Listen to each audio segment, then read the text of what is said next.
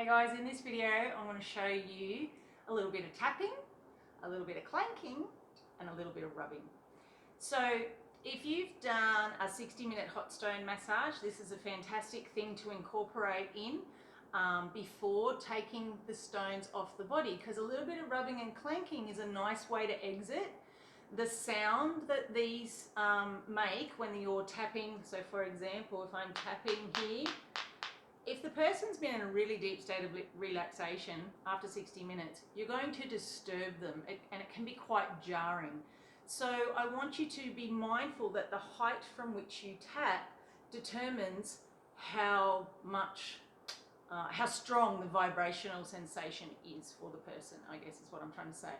So be mindful of that, but it is also a really wonderful way to bring them back to their body, to start signaling that we're at the end of this session. All right, so I'm going to get into it. So the first thing we can talk about is the tapping. Tapping itself is generally done very gently, or can be quite firm. But gently is what I prefer, because it's meant to be a vibration that runs through all the subtle bodies. You want to try and be sure to not be touching your client anywhere else. I had my hand on my client's shoulder then and I just took it away. And you want to tap for about 25 seconds. That is how traditional tapping is done before moving to the next area. Now, there's some beautiful things you can incorporate here, because this is vibrational frequency. So if you wanted to put a drop of an essential oil onto the stone and then tap the vibration of that oil into this part of the body, you could. Another thing that I personally like to do is to tap in sequence with intention. Okay, so this is the left side of the body. It recognizes the feminine aspects of our body. So I could start from the throat chakra area, move to the heart and the feminine, inviting the opening, solar plexus, sacral chakra, base chakra, and then I could come up to the top again, the throat, heart on the masculine side, solar plexus, sacral, and root chakra. So that's what tapping looks like. It can be done firm and it can be done really soft.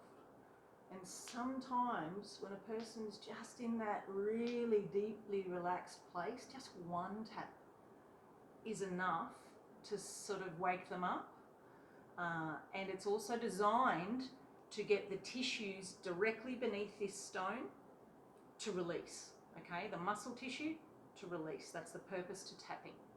All right, now I'm going to show you clanking, because clanking is a lovely way to come off the body. So in order to do clanking, you're going to need, I'll take this stone away, you're going to need two stones the same size. Now when I take stones off a body, I like to just gently massage them off the body, and I tend to do a little clank here. Again, it's a signaling, so if I haven't done any tapping, as I'm exiting the stones off the body, I can bring them together and clank. And that clanking then is happening right on her spine, and that vibration is still going into the body, doing more work on the central nervous system. And then I can just take the stones away like that. Now, another thing that we can do is literally move them out and back and clank like that. Move them out, bring them back, clank like that. Move them out, bring them back up, clank like that. Can you see I'm moving up her body?